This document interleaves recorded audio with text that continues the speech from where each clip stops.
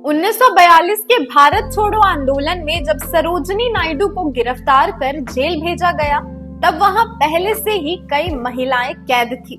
British अफसरों ने सोचा कि जेल में रहकर सरोजिनी नायडू का हौसला टूट जाएगा, मगर हुआ इसका बिल्कुल उल्टा।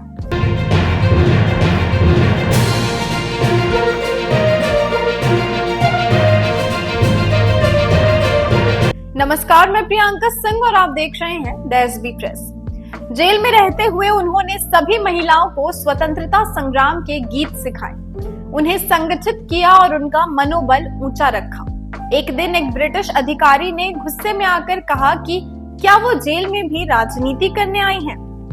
सरोजिनी जी ने हंसकर कहा, अगर एक पक्षी को पिंजरे में डाल दो तो क्या वो गाना बंद कर देगा? ब्रिटिश अधिकारी निरुत्तर रह गया।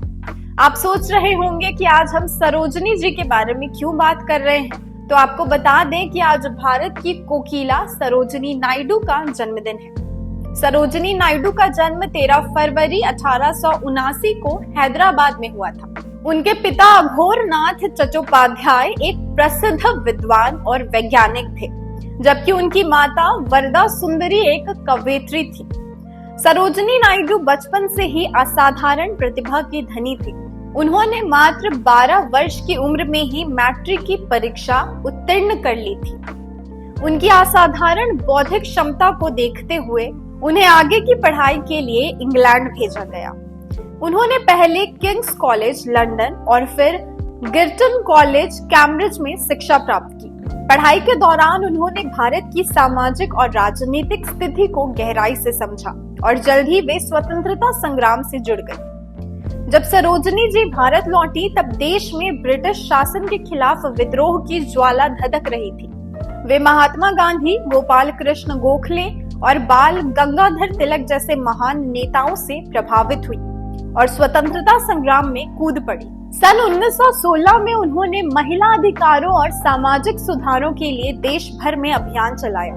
वे भारतीय राष्ट्रीय कांग्रेस से जुड़ी और 1925 में वे कांग्रेस की पहली महिला अध्यक्ष बनी। उनका सबसे बड़ा योगदान था सत्याग्रह और सविनय अवज्ञा आंदोलन में महिलाओं को शामिल करना। 1930 में दांडी मार्च के दौरान उन्होंने गांधी जी के साथ कंधे से कंधा मिलाकर संघर्ष किया। 1942 के भारत छोड़ो आंदोलन में वे जेल भी गईं। सरोजिनी नायडू सिर्फ एक स्वतंत्रता सेनानी ही नहीं, बल्कि हास्य विनोद में भी निपुण थी। ब्रिटिश राज में भारतीय नेताओं को अक्सर अपमानित करने की कोशिश की जाती थी। एक बार ब्रिटिश अफसरों ने सरोजिनी नायडू को चाय पर आमंत्रित किया। वे चाहते थे कि वो उनके सामने झुके, लेकिन सरोजिनी नायडू ने ये निमंत्रण स्वीकार करते हुए कहा कि वे जरूर आएंगी, लेकिन वे भारतीय शैली में चाय लाएंगी। जब अफसर पहुंचे तो उन्होंने देखा कि सरोजिनी जी ने उन्हें खादी के कप में चाय दी और मिठाई के रूप में सिर्फ सूखे चने रखे। ब्रिटिश अधिकारी हैरान रह गए और पूछा, ये क्या है?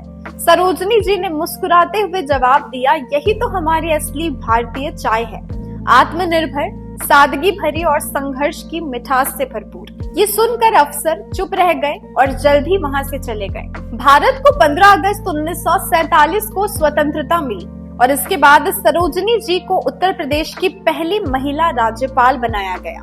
वे देश की पहली महिला राज्यपाल भी थी। ये उनकी राजनीतिक और प्रशासनिक क्षमता का प्रमाण था।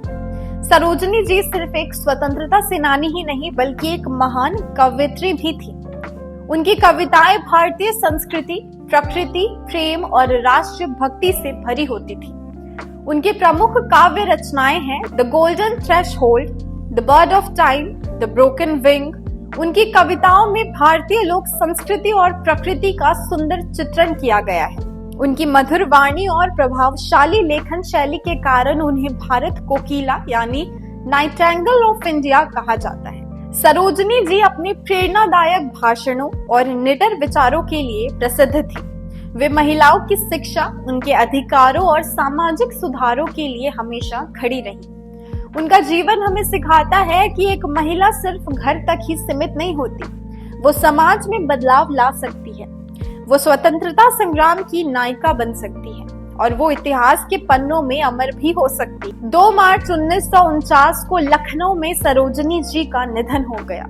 उनके जाने से भारत ने एक महान नेता, कवयित्री और प्रेरणा स्रोत खो दिया। आज भी उनकी कविताएं और उनके विचार हमारे दिलों में बसे हुए हैं। वे हमें सिखाती हैं कि सपने देखने की हिम्मत करो, संघर्ष करने की ताकत रखो और अपने देश और समाज के लिए कुछ कर गुजरने का जज्बा बनाए रखना चाहिए। सरोजिनी नायडू का जीवन हमें प्रेरणा देता है कि हम अपने सपनों को साकार करने के लिए मेहनत करें और समाज में बदलाव लाने की कोशिश करें। आज उनके जन्म दिवस पर हम उनके कविताओं को याद करते हैं और उन्हें नमन करते हैं। अगर आपको ये वीडियो पसंद आई हो तो इसे लाइक करें, शेयर करें और इसी तरह की और अपडेट्स के लिए हमारे चैनल को सब्सक्राइब करें। हमें कमेंट में जरूर बताएं कि सरोजिनी नायडू की ऐसी कौन सी कविता है जो आपकी फेवरेट है। जय हिंद।